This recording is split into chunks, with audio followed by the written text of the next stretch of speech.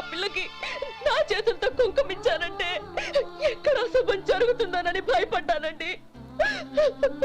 అందుకేనండి మీరు బయటికి వెళ్తూ గొడుగు అడిగినా ఇవ్వకపోవడం, ఏదో రాకపోవడం.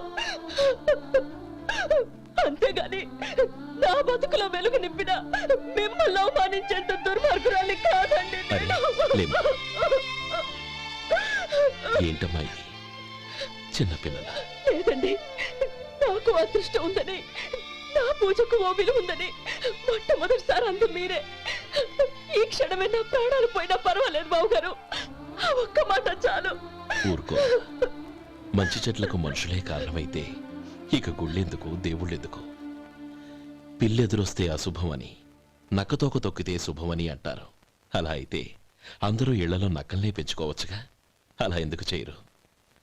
మంచి చెడు అన్నది మనుషుల మనసుల్లో ఉంటుందమ్మా, ఆశీర్వదించే చేతుల్లో కాదు. ఇక మీదట నేనెప్పుడూ నీ కళ్ళలో నీళ్లు చూడకూడదు, సరేనా? రే, అమ్మాయికి తీపి తినిపించు.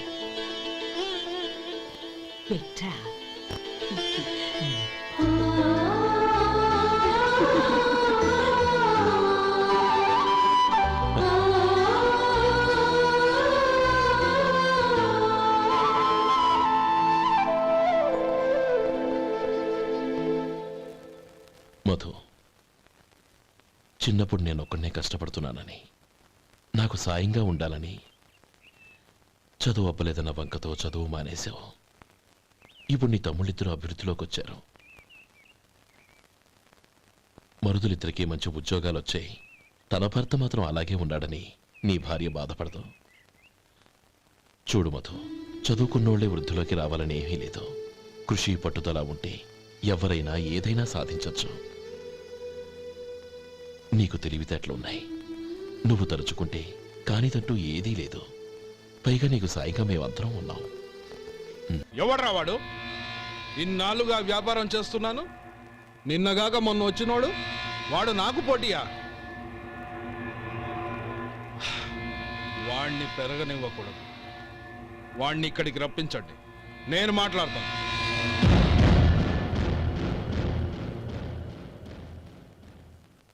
నమస్కారం అండి. రమ్మన్నారంట? నీ పచ్చళ్ళ కంపెనీ మూసేయాలి. నీకెంత కావాలి? 5 లక్షలు ఇస్తాను.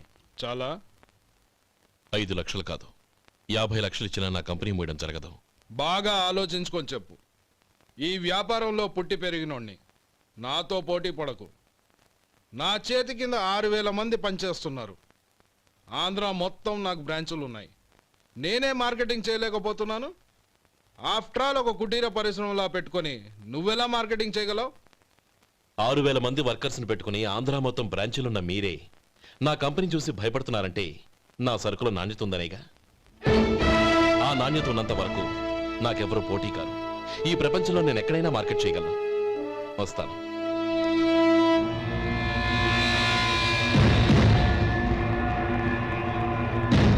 ఇక్కడ ఏం లేదండి. ఇక్కడ ఏం లేదండి.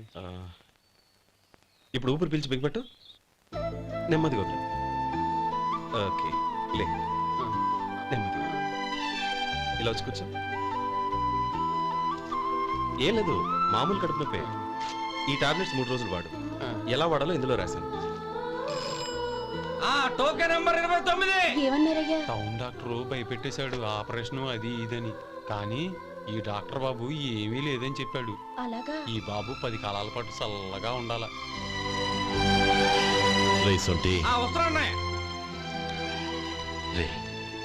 భగవంతుడి దయ వల్ల తమ్ముడు హస్తవాసి మంచిదని అప్పుడే పేరొచ్చిందిరా. తమ్ముడిని దగ్గరుండి జాగ్రత్తగా చూసుకో. పని హడావుల్లో పడి వేళకి భోంచేయడము. అబ్బే అదే లేదన్నయ్య. 1 గంటకల్లా పేషెంట్ కట్టు, భోజనం పెట్టు.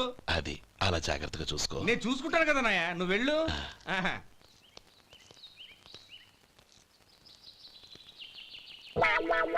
అయ్యో, ఏంటయ్యా ఉంటున్నాడా ఈ దెబ్బలు?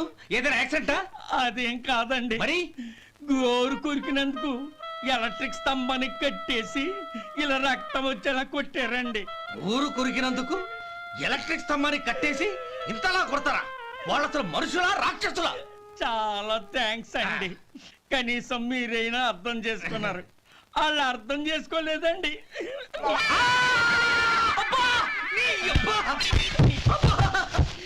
గోరు కొరకడం అంటే ఇదా? నిన్ను కొట్టడం కాదురా, నిలువురా నరికేయాలి. మన 2 ఊర్ల పొలిమేరలో ఉన్న ఈ మల్లికార్జున స్వామి వారి దేవాలయం జీర్ణదశలో ఉందన్న విషయం మీ అందరికీ తెలుసు. ఇన్నాళ్ళు మీ ఊరు వాళ్ళు పట్టించుకుంటారని మా ఊరి వాళ్ళు, మా ఊరి వాళ్ళు పట్టించుకుంటారని మీ ఊరి వాళ్ళు దీన్ని ఇలా వదిలేశారు. ఈ గుడి మీ ఊరికి ఎంత ముఖ్యమో మా ఊరికి అంతే ముఖ్యం. కాబట్టి మన ఇరు గ్రామ ప్రజలు కలిసి దాన్ని బాగు చేయించి కుంభాభిషేకం చేయించాలనే సదుద్దేశంతో ఒక కమిటీని ఏర్పాటు చేశాం. ఈ కమిటీలో 2 గ్రామాలకు సంబంధించిన ప్రముఖులు ఉన్నారు. కమిటీ ప్రెసిడెంట్గా ఎవరిని ఎన్నుకోవాలనే విషయంలో శ్రీ గోపాలరావు గారి పేరు, శ్రీ లక్ష్మీపతి గారి పేరు పరిశీలనలోకి వచ్చాయి. అందువలన మేమందరం బాగా ఆలోచించి తర్జన భర్జనలు చేసిన మీదట శ్రీ గోపాలరావు గారే అన్ని విధాలా ప్రెసిడెంట్ పదవికి అర్హులని ఈ కమిటీ నిర్ణయించడం జరిగింది.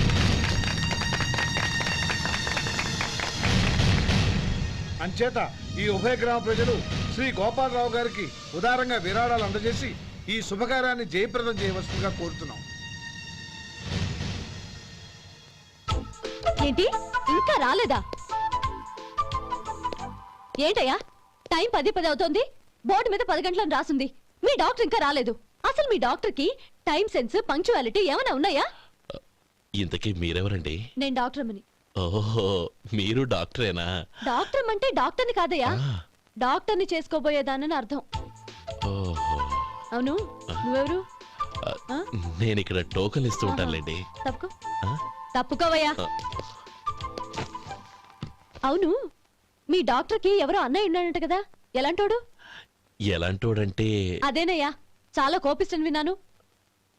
ఎందుకని అడుగుతున్నారు? ఎందుకంటావేంటయ్యా? ఆ అన్నయ్య మాట వినగానే మీ డాక్టర్ గడగడా ఉణిగిపోతాడు. అసలు డాక్టర్ చదివే తమ్ముణ్ణి అలా భయపెట్టచ్చా? తప్పు కదా? తప్పేనండి. ఆ కాని కాని నాకు మీ డాక్టర్ కి పెళ్ళవని ఆ అన్నయ్య సంగతి అప్పుడు చెప్తాను. ఏం చేస్తారండి? ఏం చేస్తానా?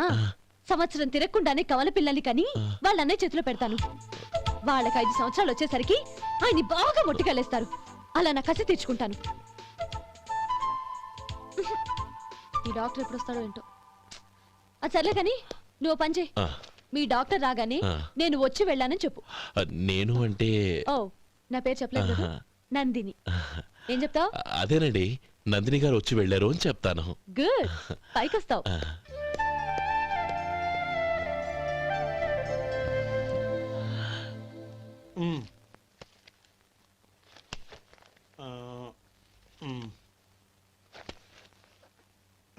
దీంతో మొత్తం 4,98,200 అయ్యాయి. పోతే నువ్వు ఇచ్చినంత ఇవ్వలేకపోయినా ఈ దైవకార్యానికి నా వంతు చందా 1800. దీంతో మొత్తం 5 లక్షలు పూర్తయ్యాయి. సరేరా, నేను ఈ డబ్బు తీసుకుని పట్నం వెళ్ళి బ్యాంక్ లో వేసొస్తాను. అలాగే, నేను నీతో వద్దాం అనుకున్నాను రా, అనుకోకుండా సాయంత్రం ఇన్స్పెక్షన్ వచ్చింది. పర్వాలేదులే, వెళ్ళొస్తాను.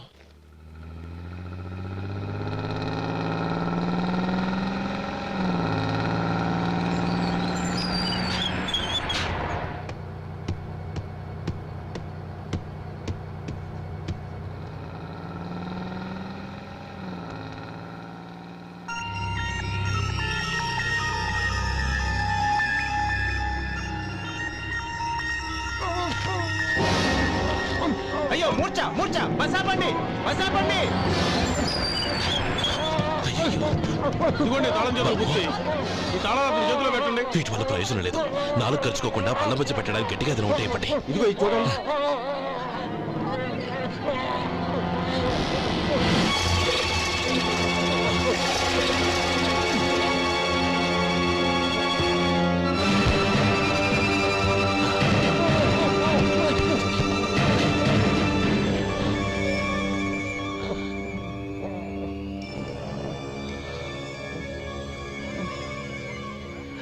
మీరు వెళ్ళి మీ సీట్లో కూర్చోండి, కొంచెం గాలాన్ని పడ్డి.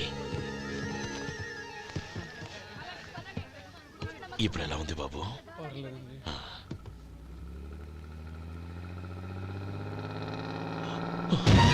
అయ్యో, నా బ్యాగ్ ఎవరైనా చూసారా?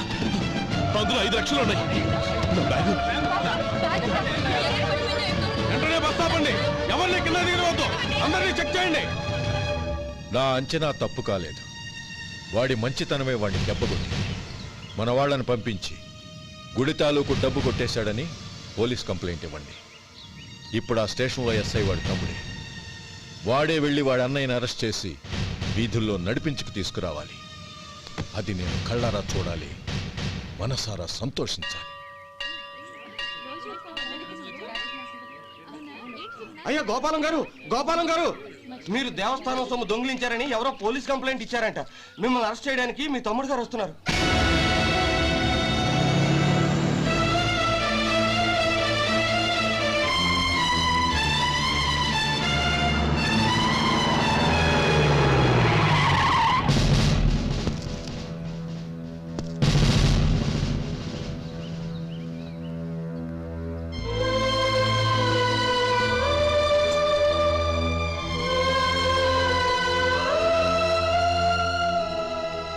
చూడు గోపి, ఎప్పుడు నువ్వు ఉద్యోగంలో చేరావో అప్పుడే తనా పరానే తేడా మర్చిపోవాలి.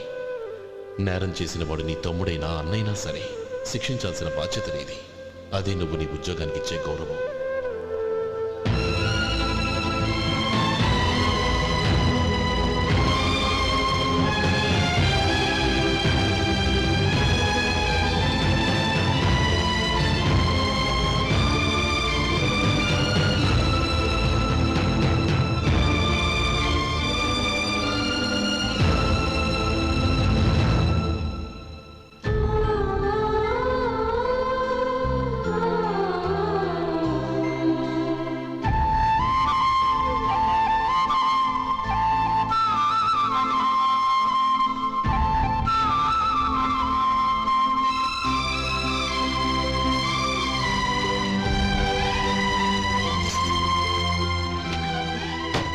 అన్నయ్య, రే గోపి, ఏమిట్రా ఇది?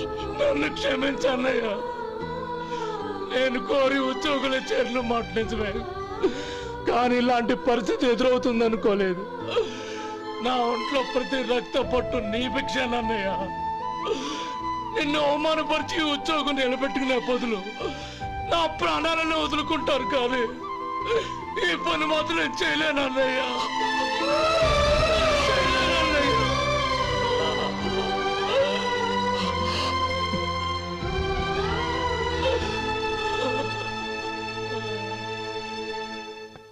ఏరా, ఇన్నేళ్లు కష్టపడి సంపాదించిన ఉద్యోగానికి రాజీనామా చేస్తావా? కనీసం నీ పెళ్ళాం ఏమనుకుంటుందోనని ఆలోచించావా? ఇందులో అనుకోవడానికి ఉంది మామగారు. ఎండనక వాననక కష్టపడి ఓ తండ్రి కంటే ఎక్కువగా ఈయన్ని పెంచి పెద్ద చేశారు బావగారు. అలాంటి దేవుణ్ణి అరెస్ట్ చేసే ఆ ఉద్యోగం ఈయనకు అవసరం లేదు. బాగుంది. అన్నకు తగ్గ తమ్ముడు, తమ్ముడికి తగ్గ పెళ్ళాం. సరే, మీ ఇష్టం. నానమ్మా, అన్నయ్యడి. నమస్కారం అండి. ఓ నువ్వా? రా కూర్చో. పర్వాలేదండి. ఏంటి ఇలా వచ్చావు? ఆ రోజు నా కంపెనీని మూసేయమన్నారు. ఇప్పుడు నేను మూసేయడానికి సిద్ధంగా ఉన్నాను. దానికి ప్రతిఫలంగా నాకు 5 లక్షలు కావాలి. అలాగే, నీకు కావాల్సిన 5 లక్షలు నేను ఇస్తాను. చాలా థ్యాంక్స్ అండి. కానీ మీరు మీ కంపెనీని మూసేయక్కర్లేదు. సార్, అవును మిస్టర్ మధు, మీ అన్నగారికి జరిగిన అన్యాయం గురించి తెలుసుకున్నాను. మీ కుటుంబం గురించి కూడా విన్నాను. సహజంగా అందరూ ఐకమత్యానికి ఉదాహరణ రామలక్ష్మణులు అంటారు. కానీ ఆ రామలక్ష్మణులు ఎలా ఉంటారనేది పుస్తకాల్లో చదవడం తప్ప ఎవ్వరూ చూడలేదు. మీ అన్నదమ్ములను చూస్తే ఆ రామలక్ష్మణులు ఇలాగే ఉండేవారేమో అనిపిస్తుంది. అలాంటి కుటుంబానికి ఇలాంటి ఇబ్బంది రావడం నిజంగా దురదృష్టం. రామునికి హనుమంతుల్లా కాకపోయినా ఏదో ఉడతా భక్తిగా నా వల్ల వీలైన సహాయం ఈ 5 లక్షలు తీసుకో. మీ కంపెనీ పేరు మీదే అన్ని సరుకులు తయారు చేయండి. నేను వాటిని ప్రపంచమంతా మార్కెటింగ్ చేస్తాను. సార్, మీ రుణం ఉంచుకోను. తొందరలోనే తీర్చేస్తాను. స్నేహితుల మధ్య రుణాలేంటి మధు? We are friends.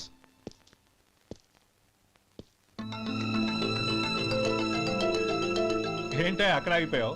రా. నువ్వు మీ అన్నయ్యని అరెస్ట్ చేయడానికి అట్టెళ్ళావు, ఆయన లొంగిపోవడానికి ఇటు వచ్చారు. అవును, యూనిఫామ్ చేత్తో పట్టుకొచ్చావేంటి? సార్, నేను రే, ఈ మాత్రం దానికే బెదిరిపోయి ఉద్యోగం వదులుకుంటావా? నువ్వు ఇలాంటివి ఎన్నో సమర్థవంతంగా ఎదుర్కోవాలి. నిన్ను నేను ఎస్పీగా చూడాలి. అది కాదన్నయ్య. ఇంకేం మాట్లాడకు. ఇన్స్పెక్టర్ గారు నన్ను లాకప్లో పెట్టండి. ఉమ్. ఆగండి సార్, ఆ డబ్బు ఎక్కడికి పోలేదు, నేనే తీసి జాగ్రత్త చేశాను. ఈ విషయం అన్నయ్యకి తెలియక బ్యాగులో డబ్బు కనబడకపోవడంతో అది పోయిందనుకున్నాడు. నేను పట్నం నుంచి వచ్చేసరికి జరిగిన గొడవంతా తెలిసిందే. రే మధు, జరిగిన దానికి నన్ను క్షమించనయ్యా. ఇంటికి వెళ్ళాక అన్ని వివరంగా చెప్తాను.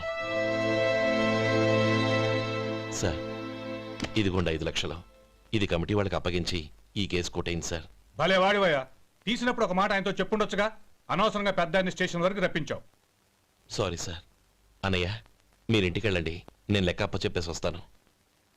వస్తానండి. అలాగే. ఎలా దెబ్బ కొట్టాలన్నా కుదరటం లేదు. అయినా వీళ్ళకు ఉన్న పళ్ళంగా 5 లక్షలు ఎలా వచ్చాయి? అదే బావా, నాకు అర్థం కావటం లేదు. నీకు అర్థమైతే ఆశ్చర్యపడాలి కానీ అర్థం కాకపోతే ఆశ్చర్యమే ఉంది. Useless fellow.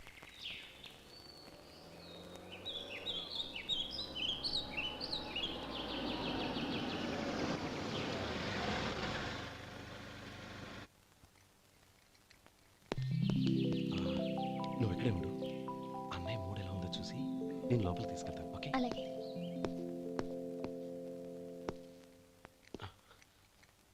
అన్నయ్య, ఏంట్రా?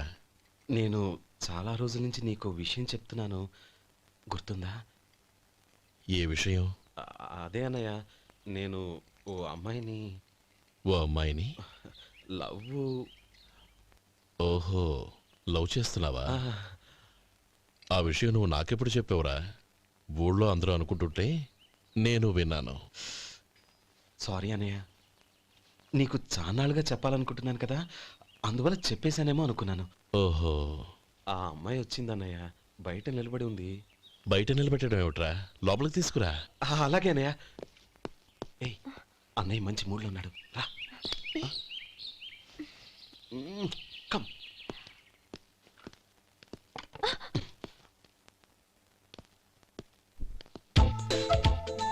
ఎందుకంటావేంటయ్యా? ఆ అన్నయ్య మాట వినగానే మీ డాక్టర్ గడగడ వణికిపోతాడు. అసలు డాక్టర్ చదివే తమ్ముడిని అలా భయపెట్టచ్చా? తప్పు కదా? తప్పేనండి. ఆ, నమస్కారం మేడం. నమస్కారం. అదేంట్రా, మనిషో పక్కనుంటే నమస్కారం ఇంకో పక్కనుంది? అది మర్యాద అన్నయ్య, మర్యాద. ఆహా, అవును, నీ పేరేంటమ్మా? నందిని. ఆ నందిని. నందిని అన్నయ్య. ఏ, ఆ ముక్క తను చెప్పలేదా?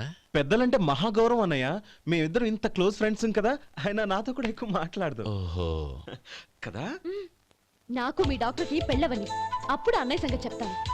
ఏం చేస్తారండి? ఏం చేస్తానా? ఆ. సంవత్సరం తిరగకుండానే కవల పిల్లల్ని కని వాళ్ళ అన్నయ్య చేతిలో పెడతాను. వాళ్ళకి 5 సంవత్సరాలు వచ్చేసరికి ఆయన్ని బాగా ముట్టిగలేస్తారు.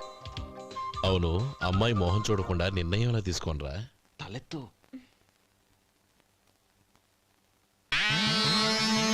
ఏం చెప్తా? అదేనండి, నందిని గారు వచ్చి వెళ్ళారని చెప్తాను. గుడ్, ఆ. పైకొస్తావు.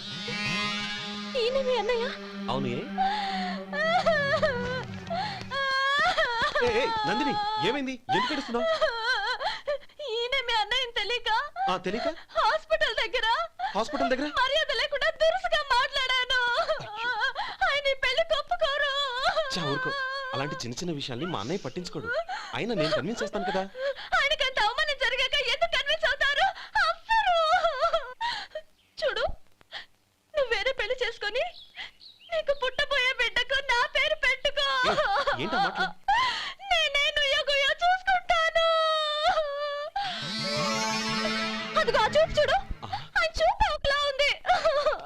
ఖచ్చితంగా ఆయన పెళ్లికి ఒప్పుకోరు. నందిని, నా మాట విను ప్లీజ్. నందిని, ఆగు. రేయ్ శేఖర్, ఆ అమ్మాయి చెప్పింది నిజమే.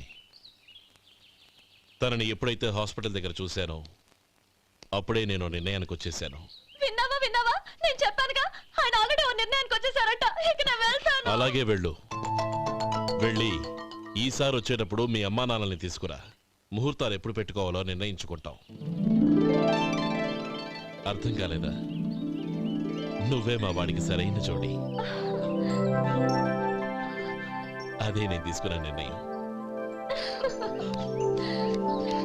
థాంక్యూ బావగారు, నన్ను ఆశీర్వదించండి. లేమ్మా, శీఘ్రమేవ కళ్యాణ ప్రాప్తిరస్తు.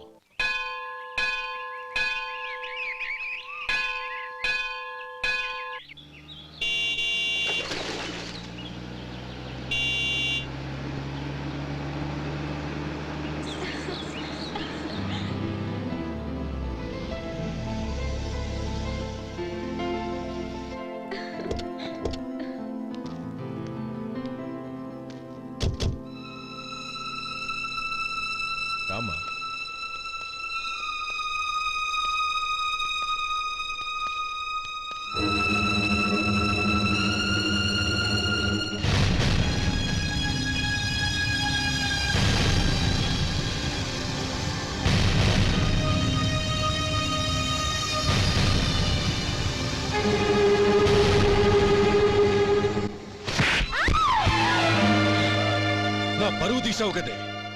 ఒక బిచ్చగాడిని నువ్వు కోరుకున్న వాడికి ఇచ్చి చేసేవాడిని. కానీ నువ్వు ఎవరిని ప్రేమించావో తెలుసా? ఎవడి నీడ సోకితే పంచమహాపాతకాలు అంటుకుంటాయనుకుంటున్నానో వాడి తమ్ముణ్ణి. ఆ రోజు ఆ గోపాలం గాడు నిశ్చితార్థం వరకు వచ్చి నా చెల్లెల్ని చేసుకొని వెళ్ళిపోయాడు. ఆ ఆవేశంలో తొందరపడి ఓ పొరుగురు వాడికి నా చెల్లెల్నిచ్చి పెళ్లి చేశాను. ఆ తర్వాత తెలిసింది వాడికి అంతకు ముందే పెళ్లి అయిపోయిందని. వాడు పెళ్ళైన వాడైనా పర్వాలేదు, పరమ దుర్మార్గుడు. ఇంకొకరిని ప్రేమించిన దానివేగా అని దెప్పి పడుస్తూ నా చెల్లెలకి మాటలతోనే నరకం చూపించాడు. అటు ప్రేమించిన వాడు దగా చేశాడు, ఇటు చేసుకున్నవాడు కిరాతకుడు. ఇలా చిత్రవధ అనుభవించి నా చెల్లెలు ఒకరోజు స్టవ్ పేలిపోయి చనిపోయింది. దీనికంతటికి కారణం ఎవరు? వాడు అన్న. అటువంటి వాడింటికి కోడలుగా వెళ్తావా? ఒక్క మాట చెప్తున్నాను విను. నువ్వు జీవితాంతం పెళ్లి చేసుకోకుండా ఇంట్లో పడినా పర్వాలేదు, కానీ వాడి తమ్ముడితో మాత్రం నీ పెళ్లి జరగదు. రేయ్, పురోహితుని రమ్మని చెప్పు. వచ్చే ముహూర్తంలోనే నీకు నందినికి పెళ్లి.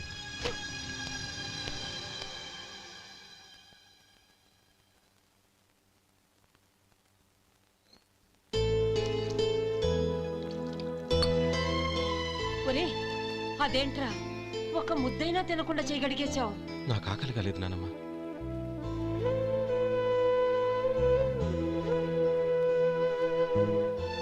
ఆ అమ్మాయి చాలా మంచిది, చదువుకున్న పిల్ల, మనందరికీ బాగా నచ్చింది. కానీ ఆ లక్ష్మీపతి గారి గురించి ఆలోచిస్తేనే నాకు భయం వేస్తోంది. వాడు మన కుటుంబం ఎప్పుడెప్పుడు విడిపోతుందా అని ఎదురు చూస్తున్నాడు. అన్నయ్య, ఆ అమ్మాయే కాదు, ఈ ప్రపంచంలో మన కుటుంబం కంటే నాకేది ఎక్కువ కాదు. ఆ పెళ్లి గురించి నేను మర్చిపోయాను, మీరు మర్చిపోండి.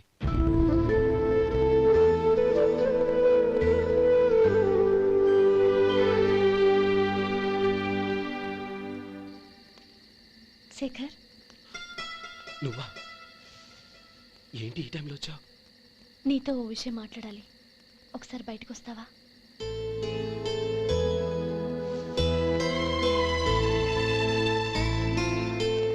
ఏంటి సూట్ కేసుతో వచ్చావు? శేఖర్, మా నాన్న నాకు వేరే పెళ్లి చేయాలని చూస్తున్నాడు.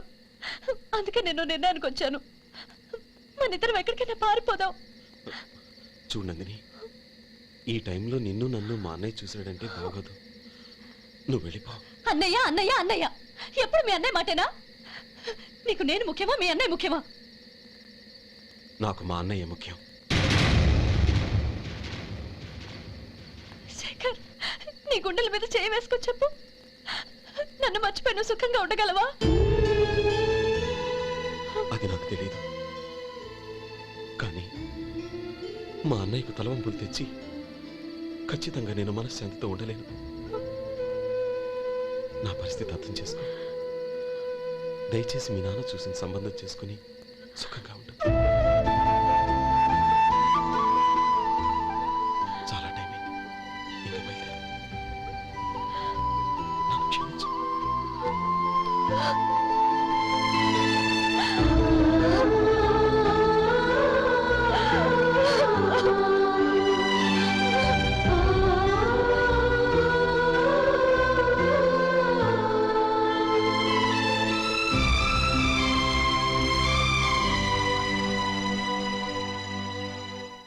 ఏంట్రా అలా మౌనంగా కూర్చున్నావు? ఏం లేదురా, కోరుకున్న అమ్మాయి రా పారిపోదామని వస్తే మా అన్నయ్య బాధపడే పనేది నేను చెయ్యలేను. నన్ను క్షమించని ఆ అమ్మాయిని పంపించేసాడ్రా నా తమ్ముడు. అదిరా వాడికి నా మీద ఉన్న అభిమానం. ఇంతవరకు వాడు అడిగింది ఏదీ నేను లేదని లేదు. ఒక అన్నగా వాడి పట్ల నా బాధ్యతలన్నీ నెరవేర్చాను. అలాంటిది ఈరోజు వాడు మనసారా కోరుకున్న అమ్మాయిని వద్దని నేను ఎలా చెప్పగలనురా? వాడి సంతోషం కంటే నాకు కావాల్సిందే ఉంది. అందుకే నేను ఒక నిర్ణయానికి వచ్చాను. ఓపెనింగ్ స్టాకు 31,700 అండి. ఈ రోజు 200 లారీల్లో 21,500 ప్యాడీ వచ్చిందండి. అవి ఈ పక్కన సర్దించానండి. తర్వాత ఇవి నిన్నొచ్చిన ధాన్యం బస్తాలండి. 50 లారీల్లో 5,000 బస్తాల బియ్యం బయటకు పంపించామండి. సాయంత్రానికి మన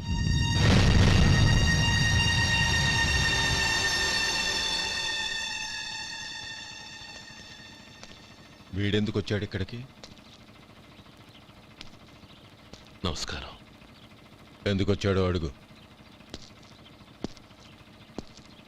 నీ సహాయం అర్థించొచ్చాను.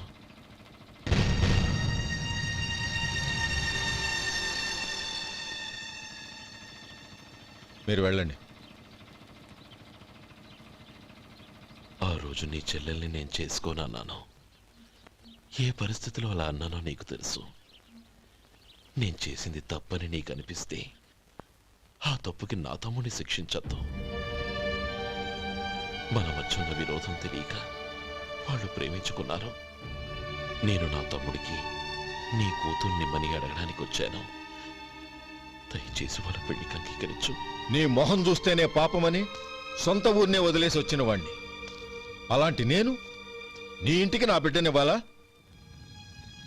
ఇన్నేళ్లుగా నీ నీడ కూడా నా మీద పడకూడదని పట్టుదలగా ఉన్న నేను దాన్ని వదులుకొని నీతో సంబంధం కలుపుకోవాలా?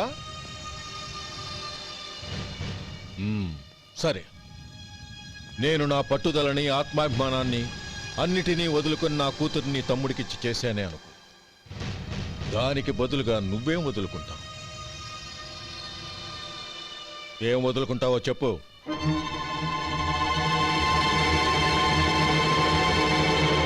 నీ ప్రాణాలు వదులుకుంటావా? అలాగే. నీ ప్రాణం వదిలితే నాకేంట్రా లాభం? నువ్వు దేని మీదైతే ప్రాణాలు పెట్టుకున్నావో దాన్ని వదిలే.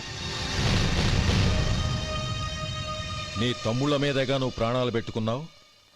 ఆ తమ్ముళ్లను వదిలే. అన్న అనే బంధానికి నువ్వు నీళ్లు వదిలేయాలి. ఎప్పుడు నీ తమ్ముడు నా కూతురి మెళ్ళలో తాళి కడతాడో అప్పుడే నీకు నీ తమ్ముళ్లకు ఉన్న అనుబంధం తెగిపోవాలి. నీ తమ్ముడు నా కూతురి మెళ్ళలో తాళి కట్టడానికి ముందే నువ్వు శాశ్వతంగా ఈ ఊరొదిలి వెళ్ళిపోవాలి. వీటన్నిటికీ నువ్వు అంగీకరిస్తేనే ఈ పెళ్లికి నేను అంగీకరిస్తాను.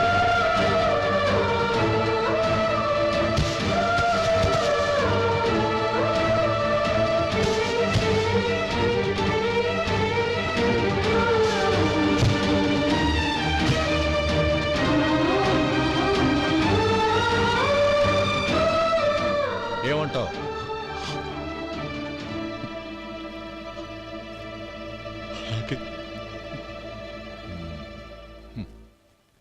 ప్రమాణం చేయి.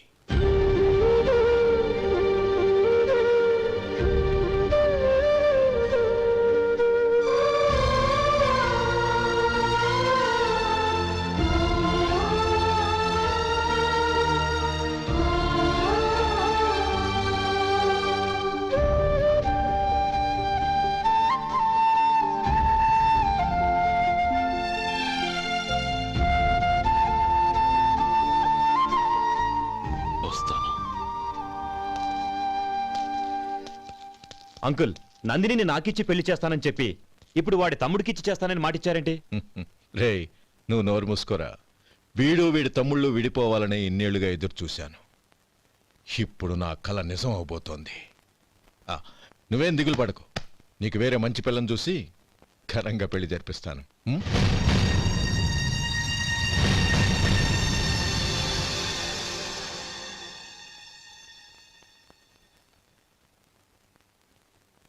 శేఖర్, మధు, నానమ్మా, రే, నువ్వు చాలా అదృష్టవంతుడివిరా.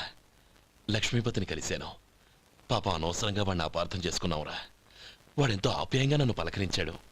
ఆనందంగా ఈ పెళ్లి ఒప్పుకో.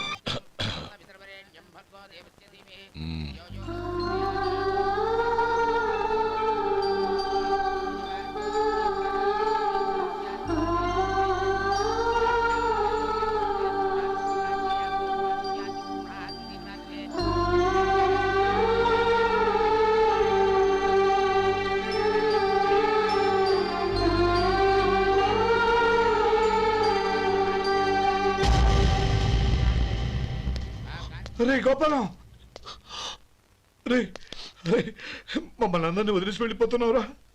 చంద్రం, నా తమ్ముళ్ళని ఎలా పెంచాలనుకున్నాను అలాగే పెంచాను, పెద్ద చేశాను. వాళ్ళందరూ సుఖంగా ఉన్నారు. అంతకంటే నాకు కావాల్సిందే వద్దురా. అయినా నేనెక్కడికి వెళ్తానురా? వాళ్ళ ఆనందంలో ఐకమత్యంలో నేను ఎప్పుడు ఉంటాను. రేయ్, ఏడవకు. ఎవరైనా చూస్తే బాగోదు. కళ్ళు తుడుచుకో, లోపలికెళ్ళు.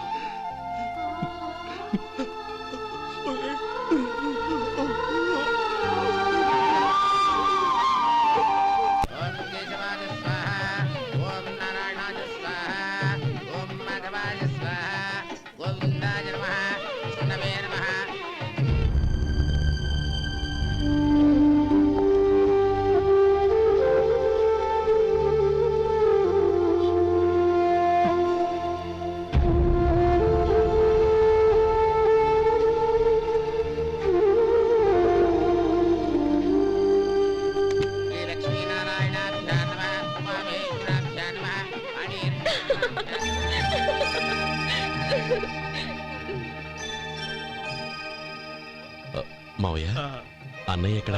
పని మీద బయటికి వెళ్ళాడు, వచ్చేస్తాడు. ఓహో, అలాగా. నమస్కారం, రండి రండి.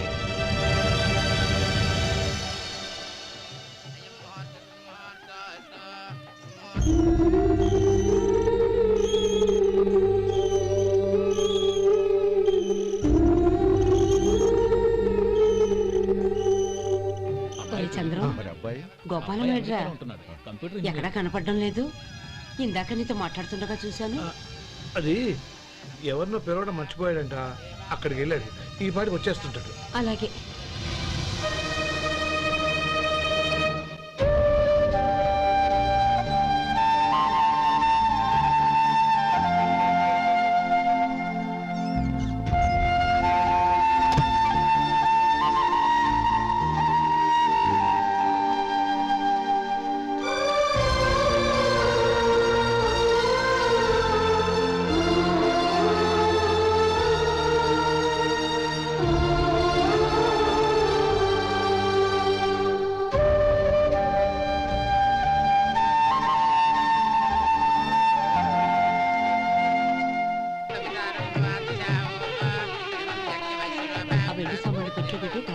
అలాగే.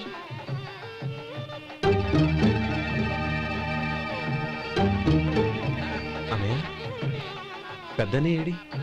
చిన్న పని మీద బయటికి వెళ్ళాడంట, ఇప్పుడు వచ్చేస్తాడు.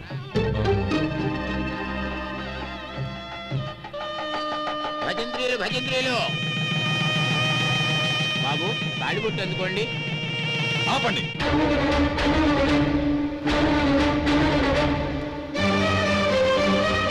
మా అన్నయ్య రానివ్వండి, తర్వాత తాళి కడతాను. అదేంటి బాబు, ఆలస్యం అయితే దుర్ముహూర్తం వచ్చేస్తుంది. మా అన్నయ్య ఎప్పుడు వస్తాడో అప్పుడే నాకు మంచి ముహూర్తం. దుర్ముహూర్తం వచ్చాక తాళి కడితే శుభం కాదు. మా అన్నయ్య లేకుండా చేసే ఏ పనైనా నాకు శుభం కాదు. నేను తాళంటూ కడితే అది మా అన్నయ్య వచ్చిన తర్వాత. ఇక మీ అన్నయ్య రాడు. నువ్వు నోరుమై. ఏంటో అనేది? నేనన్నది పచ్చి నిజం. నా మాట మీద మీకేమైనా అనుమానం ఉంటే అసలు జరిగిందేంటో ఈయన్ని అడగండి. మావయ్య, ఏంటిదంతా? అసలు ఏం జరిగింది? మీరందరూ నన్ను క్షమించండి.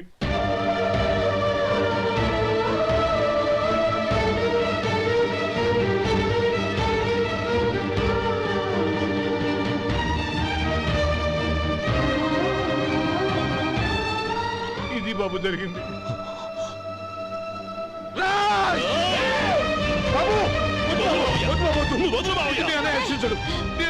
అర్థం చేసుకోండి. ఏదైనా గొడవ అయితే మన కుటుంబం గౌరవం ఏమవుతుంది? నా మాట వినండి.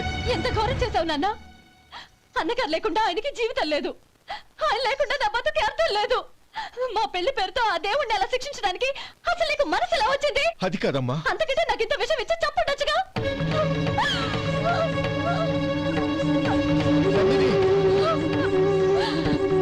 నందిని, నందిని, నందిని, అమ్మా నందిని, నా మాట వినమ్మా. నందిని, ఎందుకే బాధపడతావు? వాడు కట్టుకోకపోతేనే నిన్ను చేసుకోవడానికి నేనున్నానుగా.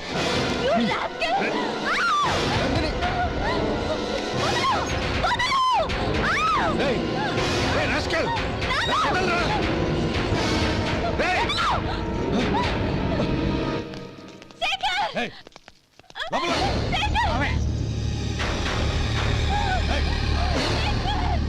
బాబు బాబు నా మేనల్ని నా బిడ్డను ఎత్తుకుపోతున్నాడు. నా జీవితం నాశనం అయిపోతుంది. మీకు దండం పెడతాను, దాన్ని కాపాడండి. చిచ్చి, నీలాంటి వాడికి పుట్టిన దాంతో మాకేమిటి సంబంధం? ఎవరిని కాపాడాల్సిన అవసరం మాకు లేదు. ఒరేయ్ శేఖర్, తప్పురా.